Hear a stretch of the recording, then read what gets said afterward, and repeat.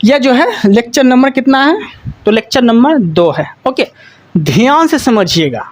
हम जो है संविधान देख रहे थे। संविधान में 22 भाग, 395 आर्टिकल और 8 अनुसूची, ये प्रारंभ में थे। ठीक है, क्या थे? प्रारंभ में थे। अभी अगर वर्तमान में बोलेंगे तो 25 भाग है, 12 अनुसूची है। ओके, वर्तमान में, और 395 से ज़्यादा जो है वो आर्टिकल है। तो देखिए, हम भाग 1, भाग 2 और भाग 3 तीनों हम देख चुके थे। ओके, और आज हम क्या जानेंगे? तो आज हम जानेंगे भाग 4। ठीक है, भाग 4 में जो है आर्टिकल के बारे में बोलेंगे तो आर्टिकल जो है 36 से 51 आ जाते हैं। भाग 4 में 36 से 51 आर्टिकल आते हैं। और भाग 4 में जो है किसकी चर्चा है? तो डीपीएसपी की चर्चा है। किसकी चर्चा है? डीपीएसपी की चर्चा है। हिंदी में बोल सकते हैं आप क्या? तो राज्य के नीति निर्देशक तत्व। ओके, कोई दिक्कत नहीं है। अब देखिएगा, अब हम एक हक करके समझते हैं। 36 से ले 51 जो है, 36 से लेके 51 तक जो आर्टिकल है वो हम एक हक करके समझेंगे कि किस आर्टिकल में क्या बात बोली गई है। ओके, देखिएगा 36 में जो है परिभाषा है, राज्य के नीति निर्देशक तत्व की परिभाषा है। ओके, 37 में क्या है? तो 37 में बोला गया है कि आप न्यायालय नहीं जा सकते, न्यायालय नहीं जा सकते। ओके, हम आगे जब पढ़ाएंगे तब आपको बताएंगे कि न्यायालय क्यों नहीं जा सकते हैं। ओके, देखिएगा 38 में क्या बोला गया है? लोक कल्याण की चर्चा है। लोक कल्याण का अर्थ ये हो गया कि सरकार के तरफ से आपको लोक कल्याण के जरिए क्या दिया जाएगा? कुछ सहायता दिया जाएगा। जैसे कि आर्टिकल 38 के तहत ही राशन कार्ड बनाया जाता है। राशन कार्ड के थ्रू आपको क्या क्या चीज़ दिया जाता है? गेहूँ, चावल, ये सब दिया जाता है। ठीक है, लेकिन अगर राशन कार्ड नहीं बनाएंगे या फिर गेहूँ चावल अगर आपको सरकार नहीं देगी तो क्या आप न्यायालय जाएंगे केस करने के लिए कि सरकार मुझे जो है नहीं दे रही है ये सब चीज़? क्योंकि 37 में पहले ही बोल दिया है कि आप न्यायालय नहीं जा सकते। ओके, अब देखिएगा 38 में एक बात और बोला गया है कि जैसे बिजली, पानी, कुछ भी हो, सरकार की तरफ से अगर कुछ लाभ आपको दिया जा रहा है तो ये लोक कल्याण के लिए दिया जा रहा है। जो आर्टिकल 38 में ये बात बोला गया है लोक कल्याण के बारे में। ओके, कोई दिक्कत नहीं है, समझ में आ रहा होगा आप लोग को। अब देखिएगा आगे 39 के को इम्पोर्टेंट है, ध्यान समझिएगा। 39 के को में क्या बोला गया है? निःशुल्क विधि सहायता। निःशुल्क विधि सहायता, आप समझिएगा ध्यान से।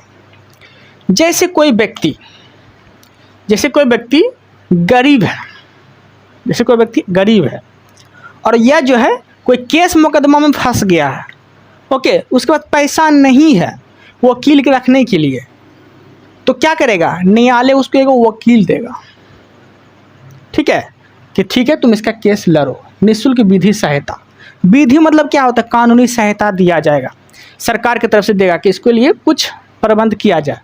लेकिन नहीं करेगा तो क्या आप कुछ कर सकते हैं? कोई जोर जबरदस्ती है कि नहीं, सरकार को मेरे लिए जो है वकील अफर्ट करना ही पड़ेगा, हम गरीब हैं।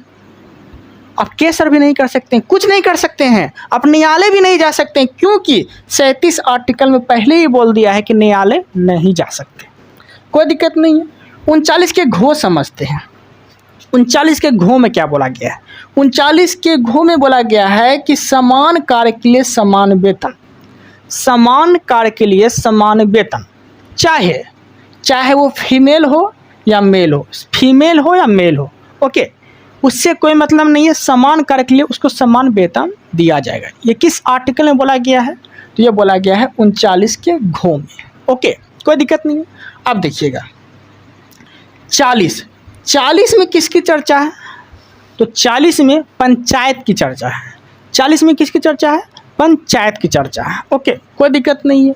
आर्टिकल के बारे में बोलेंगे तो आर्टिकल 243 आर्टिकल आते हैं। ओके, अब देखिएगा, अब देखिए 40 से लेके 41, 42, 43, क्या बोले? 41, 42, 43। अब 41, 42, 43 देखिएगा आर्टिकल क्या बोलते हैं। इसका एक ट्रिक है। ट्रिक क्या याद रखना है आप लोग को? दो मोनो, दमन आपको याद रखना है। आप समझिएगा, 2 से क्या हो गया, 2 से हो गया दशाओं में, 2 से हो गया दशाओं में, दशाओं में सहायता, कुछ दशाओं में सहायता किसके तरफ से, सरकार की तरफ से, कुछ दशाओं में सहायता। जैसे समझिएगा, जैसे कोई व्यक्ति विकलांग है, क्या है, विकलांग है, विकलांग है वो, ठीक है। तो कोई व्यक्ति विकलांग रहते हैं तो उसको सरकार की तरफ से कुछ दशा उसका दशा देख के उसको कुछ सहायता देते हैं ना। अभी देखते होंगे इलेक्ट्रिक रिक्शा दे दिए हैं विकलांग लोग को सरकार, लेकिन नहीं देगा तो क्या उसके ऊपर केस करेंगे आप? नहीं कर सकते हैं, क्योंकि पहले ही बोल दिया है 37 आर्टिकल में कि न्यायालय नहीं जा सकते। ये सरकार के ऊपर डिपेंड करता है, कोई दिक्कत नहीं है, ठीक है। तो कुछ दशाओं में सहायता, आर्टिकल 41, तो 2 से दशाओं में, ओके। अब देखिएगा आर्टिकल 41 हो गया मोह से, मोह से क्या होता है, तो मोह से हो गया मनोचित दशाओं में प्रसूति सहायता, मनोचित दशा में प्रसूति सहायता। कोई महिला प्रेग्नेंट है, ठीक है, तो प्रसूति सहायता के जरिए देखते होंगे सरकार की तरफ से कुछ धनराशि भी दिए जाते हैं ना। तो क्या बोले, मनोचित दशाओं में प्रसूति सहायता। और सहायता मतलब कहने का अर्थ हो गया कि मनोचित दशाओं में प्रसूति सहायता दिया जाएगा, उससे हार्ड काम नहीं करा सकता है। कुछ प्रसूति सहायता मतलब अगर कोई प्रेग्नेंट है तो उसको हार्ड काम नहीं करवाने दिया जाएगा। 3 बच्चा तक जो है, लगभग 3 बच्चा तक जो है उसको छूट दिया जाता है कि आप रेस्ट करिए घर में, ठीक है, कोई दिक्कत है, आपका पेमेंट नहीं कटेगा अगर वो गवर्नमेंट जॉब में है तो, ठीक है। तो ये सब सहायता दिया जाता है सरकार की तरफ से। लेकिन नहीं देगा तो कुछ कर सकते हैं, कुछ नहीं कर सकते, क्योंकि 37 में पहले ही बोल दिया है कि न्यायालय नहीं जा सकते। ओके, चलिए आगे देखते हैं। 43 में क्या बोला गया है, 43 में बोला गया है निर्वाह योग मजदूरी, निर्वाह योग मजदूरी किस आर्टिकल में बोला गया है, आर्टिकल 43 में। तो क्या क्या देखें, 2 से दशाओं में सहायता, मोह से मनोचित दशाओं में प्रसूति सहायता, 9 से निर्वाह योग मजदूरी, कोई दिक्कत नहीं। आर्टिकल 43 में निर्वाह योग मजदूरी। अब देखिए निर्वाह योग मजदूरी क्या होता है, मतलब अगर आप गवर्नमेंट जॉब में है तो सरकार आपको उतना पैसा देगी, उतना पेमेंट देगी कि आपका जो है परिवार पालन पोषण आराम से हो सके, नॉर्मल, ठीक है। तो निर्वाह योग मजदूरी, निर्वाह करने के लिए आपको उतना मजदूरी देंगे सरकार, ओके। लेकिन नहीं देगा तो कुछ कर सकते हैं, कुछ नहीं कर सकते हैं, पहले ही बोल दिया है 37 में कि न्यायालय नहीं जा सकते आप, ठीक है, चिल्लाने के लिए। चलिए कोई दिक्कत नहीं है। अब देखिएगा 44 आर्टिकल में क्या बोला गया है, समान सिविल सहायता, समान सिविल सहायता, कानून की नज़र में सब समान है, समान सिविल सहायता, कोई दिक्कत नहीं है। अब देखिएगा 45 में क्या बोला गया है, 45 में बोला गया है कि 0 से 6 उम्र के बच्चों को शिक्षा। अब देखिए शिक्षा, 0 से 6 वर्ष के बच्चों को शिक्षा क्या देंगे आप, स्वास्थ्य का ज़्यादा ध्यान रखेंगे, ये नहीं हो सकता है। तो 0 से 6 वर्ष के बच्चों को शिक्षा आप क्या दे सकते हैं, आंगनबाड़ी में ज़्यादा आप भिजवा सकते हैं, ये नहीं हो सकता है। शिक्षा तो क्या देंगे आप 0 से 6 वर्ष के बच्चों को, स्वास्थ्य पे ध्यान रख सकते हैं। तो ये सब सारा बात बोला गया है आर्टिकल 45 में, 0 से 6 वर्ष के बच्चों को शिक्षा या स्वास्थ्य के बारे में, ओके, कोई दिक्कत नहीं है। 46 आर्टिकल में क्या बोला गया है, देखिए एससी और एसटी, मतलब एससी मतलब क्या होता है, अनुसूचित जाति, एसटी मतलब क्या होगा, अनुसूचित जनजाति। तो एससी और एसटी की विशेष व्यवस्था के बारे में बोला गया है। अगर इसके मतलब एससी और एसटी को विशेष व्यवस्था दिया गया है, ग्रेविटी दिया गया है, ठीक है, किस आर्टिकल के तहत, आर्टिकल 46 के तहत, कोई दिक्कत नहीं है। अब देखिए आर्टिकल 47 में क्या बोला गया है, आर्टिकल 47 में बोला गया है कि पोषायुक्त आहार, मतलब कि पोषण युक्त आहार कहने का अर्थ ये हो गया कि सरकार आपके लिए पोषायुक्त आहार का प्रबंध करेगी, पोषायुक्त आहार प्रोवाइड कराएगी। ऐसा नहीं है कि आपको कोई भी जो है अनाज दे देगा, मार्केट में सप्लाई कर देगा कि जाओ मतलब जनता लोग को यही सब अनाज खिलाओ, ऐसा नहीं हो सकता है। मतलब कि अच्छा, जो स्वास्थ्य पे हानि ना पहुँचे, बिना केमिकल वाला, ये सब चीज़ वगैरह वगैरह, यही सब चीज़ जो है पोषायुक्त जो है आहार प्रोवाइड कराने का अधिकार किसके पास है? सरकार के पास। तो आप लोग के लिए, हम लोग के लिए ये आहार प्रोवाइड कराएगा। ठीक है। शराबबंदी, सरकार आपको क्या बोलेगा कि आप अपना स्वास्थ्य खराब कर लीजिए, शराब पीजिए? शराब तो प्रोवाइड नहीं कराएगा, क्योंकि वो तो पोषायुक्त आहार में नहीं आता है, स्वास्थ्य के लिए हानिकारक होता है ना। तो शराबबंदी जो हुआ है बिहार में, शराबबंदी यही 47 आर्टिकल के तहत ही किया गया है कि सरकार आपको अच्छा अच्छा भोजन या फिर यही सब देगी। ऐसा नहीं कि शराब वराब बेचने के लिए सरकार छूट दे देगा, ऐसा चीज़ जो कि स्वास्थ्य पे हानि ना पहुँचे। ओके, तो पोषायुक्त आहार प्रोवाइड कराने का अधिकार वही जो 47 में है। लेकिन नहीं कराएगा तो कुछ कर सकते हैं? कुछ नहीं कर सकते। सरकार अभी शराब बंद कर दिया है, चालू कर देगा तो आप क्या कर सकते हैं? कुछ नहीं कर सकते हैं, कोई दिक्कत नहीं, क्योंकि पहले ही बोल दिया है 37 में कि न्यायालय नहीं जा सकते। ओके, अब देखिएगा 47 तक कोई दिक्कत नहीं है। 48 देखते हैं। 48 में बोला गया है कृषि पशुपालन एवं पशु हत्या पे रोक। मतलब कृषि पशुपालन आप करिए, लेकिन पशु हत्या नहीं कर सकते हैं आप, पशु हत्या नहीं कर सकते हैं आप। ओके, तो पशु हत्या पे रोक। दूधारू कर लीजिए यहाँ, दूधारू जो दूध देने वाले जो जानवर है उसका पशु हत्या नहीं कर सकते हैं आप। ठीक है। 48 के को में क्या बोला गया है? 48 के को में बोला गया है कि वन तथा वन्य जीव की रक्षा। वन तथा वन्य जीव की रक्षा, अगर पेड़ पौधे लगा हुआ है या कुछ भी, ठीक है, तो उसका रक्षा करने का अधिकार किसके पास है? किसके पास है? मतलब सरकार के पास है, वन्य जीव की रक्षा करना। ठीक है। लेकिन नहीं करेगा तो आप क्या करेंगे? कुछ नहीं कर सकते हैं। 37 आर्टिकल में पहले ही बोल दिया है कि न्यायालय नहीं जा सकते हैं। ठीक है, कोई दिक्कत नहीं है। अब देखिए 49 में क्या बोला गया है? स्मारकों की रक्षा। अब स्मारकों में कौन आते हैं? जैसे ताजमहल, कुतुब मीनार, ये सब जो भी है स्मारक और जो भी है, इसको रक्षा करने का अधिकार किसके पास है? सरकार के पास। सरकार इसका रक्षा करेंगे। ठीक है, करेंगे। लेकिन नहीं करेंगे तो क्या कुछ कर सकते हैं? उसका मन होगा कि नहीं, हम स्मारक की रक्षा नहीं करेंगे, तो क्या कर सकते हैं? कुछ नहीं कर सकते हैं, क्योंकि 37 में पहले ही बोल दिया है कि न्यायालय नहीं जा सकते। तो 49 में क्या बोला गया है कि स्मारकों की रक्षा, जैसे ताजमहल, कुतुब मीनार, ये सब वगैरह वगैरह, इसकी रक्षा करना। ओके, 50 में क्या बोला गया है?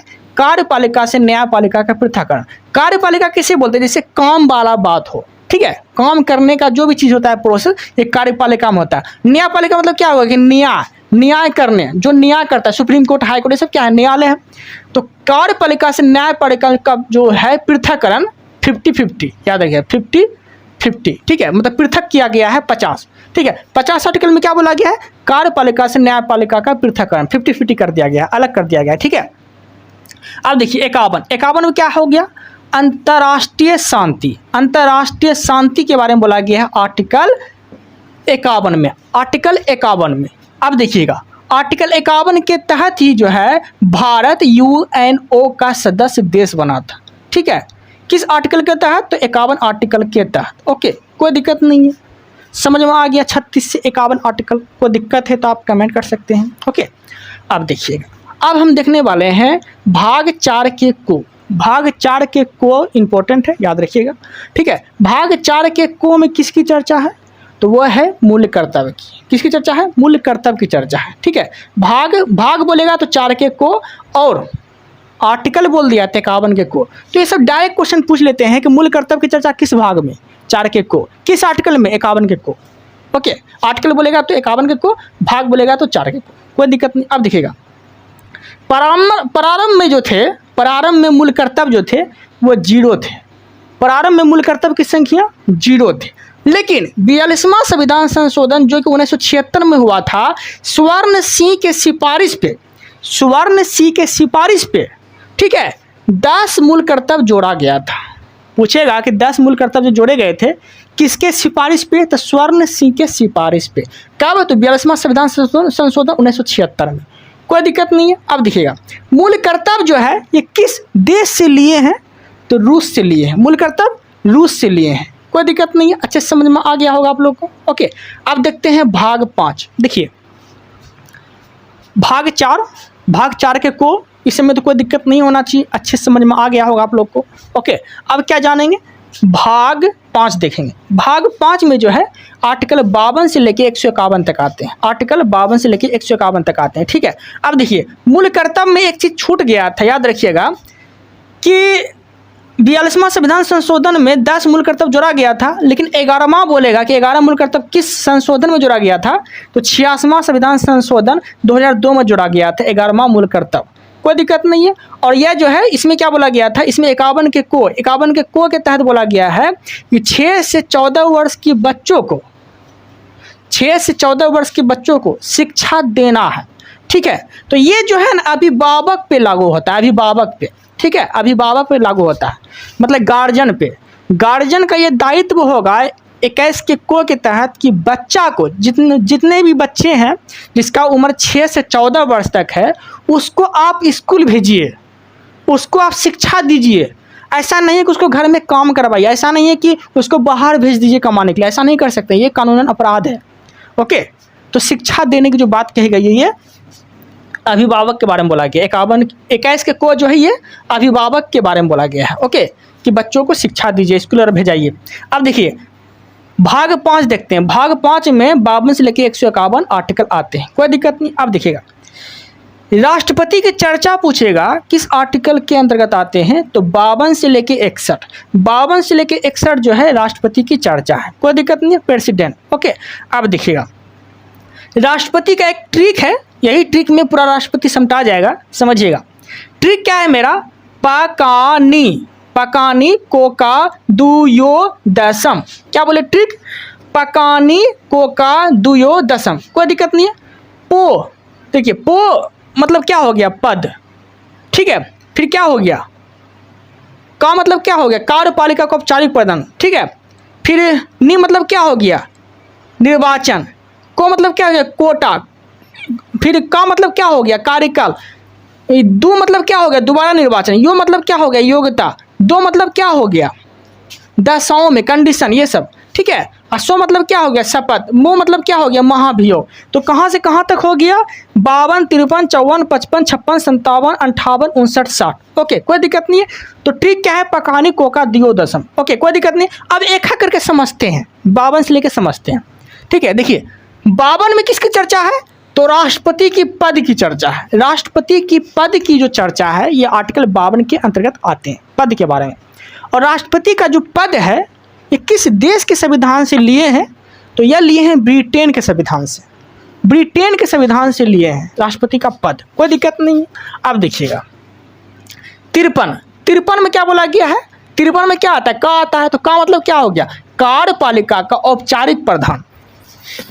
कार्यपालिका मतलब काम करने का जो औपचारिक प्रधान होगा वो किसके पास होगा, औपचारिक बोल रहे हैं तो वो राष्ट्रपति के पास होगा। औपचारिक प्रधान, टेम्पररी। ओके, औपचारिक प्रधान किसके पास, राष्ट्रपति के पास। लेकिन वास्तविक प्रधान कौन होगा कार्यपालिका का, तो क्या बोलेंगे, प्राइम मिनिस्टर नरेंद्र मोदी, प्रधानमंत्री के पास जो है कार्यपालिका का वास्तविक प्रधान होता है वो प्राइम मिनिस्टर। ओके, कोई दिक्कत नहीं, प्रधानमंत्री। अब देखिएगा 54 में क्या है, 54 में नहीं आता है, ठीक है। पाकानी, तो नी आता है 54 में। ओके, तो नी से मतलब क्या हो गया, तो राष्ट्रपति का निर्वाचन। राष्ट्रपति का निर्वाचन, तो नी मतलब निर्वाचन, किसका निर्वाचन, राष्ट्रपति का निर्वाचन। अब समझिएगा राष्ट्रपति के निर्वाचन में कौन कौन भाग लेते हैं, तो सभी भाग लेते हैं। लोकसभा, राज्यसभा, विधानसभा के निर्वाचित सदस्य सभी भाग लेते हैं। ओके, राष्ट्रपति के किसमें, राष्ट्रपति के निर्वाचन में कौन कौन भाग लेंगे, लोकसभा, राज्यसभा और विधानसभा के निर्वाचित सदस्य। लेकिन मनोनीत सदस्य जो है वो भाग नहीं लेते हैं, याद रखिएगा, निर्वाचित सदस्य भाग लेते हैं, ठीक है, राष्ट्रपति के निर्वाचन में। कोई दिक्कत नहीं है। 55 में क्या है, तो 55 में को आया। को मतलब क्या है, कोटा एवं निर्वाचन की रीति। निर्वाचन की रीति मतलब कहने का अर्थ ये हो गया कि राष्ट्रपति का जो निर्वाचन होता है ये अनुपातिक पद्धति के आधार पे होता है। अनुपातिक पद्धति पे ये किस आर्टिकल में बोला गया है, तो आर्टिकल 55 में बोला गया है कि राष्ट्रपति का निर्वाचन कैसे होता है, अनुपातिक पद्धति पे होता है। और यह आर्टिकल 55 में बोला गया है। ओके, 56 में क्या है, 56 में का आता है, तो का मतलब क्या हो गया, कार्यकाल। तो राष्ट्रपति का कार्यकाल, राष्ट्रपति का कार्यकाल कितना साल का होता है, सभी को पता ही होगा, 5 साल का होता है राष्ट्रपति का कार्यकाल। ओके, कोई दिक्कत नहीं। लेकिन अगर 5 साल के पहले राष्ट्रपति का मृत्यु हो जाता है, मर जाते हैं, या फिर सीट खाली रह जाता है, तो इसके जगह पे कौन आएंगे? तो उपराष्ट्रपति आएंगे। इसके जगह पे कौन काम करेंगे? तो उपराष्ट्रपति काम करेंगे। ठीक है, कोई दिक्कत नहीं है। अब देखिएगा 57 मतलब क्या हो गया? 57, तो 57 में क्या होगा? दो आता है। दो मतलब क्या होगा? दोबारा निर्वाचन। दो मतलब दोबारा निर्वाचन। 57 आर्टिकल में दोबारा निर्वाचन, कोई दिक्कत नहीं है। अब समझिएगा, दोबारा निर्वाचन की अगर बात आ गया तो ऐसे राष्ट्रपति का नाम बताइए जो भारत के हैं और उसका दोबारा निर्वाचन हुए हैं, मतलब दोबारा वो नियुक्त हो, मतलब दोबारा उसका निर्वाचन हो सकते हैं, वो दोबारा वो चुनाव लड़ सकते हैं। ठीक है, तो राजेंद्र प्रसाद ऐसे व्यक्ति थे जो दोबारा, मतलब डॉक्टर राजेंद्र प्रसाद जो है 2 बार बने थे ना, दोबारा निर्वाचित हुए थे, तो राजेंद्र प्रसाद एग्जाम्पल में याद रखिएगा। ठीक है, 58 आर्टिकल में क्या है? यो मतलब क्या हो गया? योग्यता। राष्ट्रपति की योग्यता के बारे में बोला गया है, क्वालिफिकेशन क्या क्या होना चाहिए। तो पहली बात याद रखिएगा कि 35 वर्ष आयु होना चाहिए, 35 वर्ष आयु होना चाहिए। ठीक है, भारत का नागरिक होना चाहिए। पहली बात, भारत का नागरिक नहीं है तो वो लड़ ही नहीं सकता है चुनाव। ठीक है, तो 35 वर्ष आयु होना चाहिए, भारत का नागरिक होना चाहिए, पागल या दिवालिया ना होना चाहिए। ठीक है, कोई दिक्कत नहीं है। तो ये सब जो है कंडीशन है। ओके, ये सब क्या है? कंडीशन है, कोई दिक्कत नहीं है। ये किस आर्टिकल में बोला गया है? तो आर्टिकल 58 में बोला गया है योग्यता के बारे में। ओके, कोई दिक्कत नहीं है। 59 में क्या है? 59 में 2 आता है। ठीक है, 2 मतलब क्या होगा? दशाएं एवं शर्त। दशाएं एवं शर्त, इसमें क्या बोला गया समझिएगा, देखिएगा। पहला शर्त क्या है? कि लाभ के पद पे ना होना चाहिए। कंडीशन में क्या है कि राष्ट्रपति अगर बनना है आपको तो दशाएं और शर्त जो है किस आर्टिकल में बोला गया है? 59 आर्टिकल में बोला गया है। इसमें क्या बोला गया है कि लाभ के पद पे नहीं होना चाहिए। अगर आप राष्ट्रपति बनते हैं तो लाभ नहीं कर सकते हैं। ठीक है, तो लाभ के पद पे नहीं होना चाहिए। 50 प्रस्तावक, 50 अनुमोदक जो है कहाँ होना चाहिए? संसद में होना चाहिए। 50 प्रस्तावक, 50 अनुमोदक कहाँ होना चाहिए? संसद में होना चाहिए, जिसे बोलते हैं गवाह। ओके, कोई दिक्कत नहीं है। 15,000 जमानत राशि होना चाहिए। 15,000 जमानत राशि होना चाहिए। अगर आप चुनाव लड़ रहे हैं तो आपको 15,000 जमा करना पड़ेगा। 15,000 जमानत राशि होना चाहिए।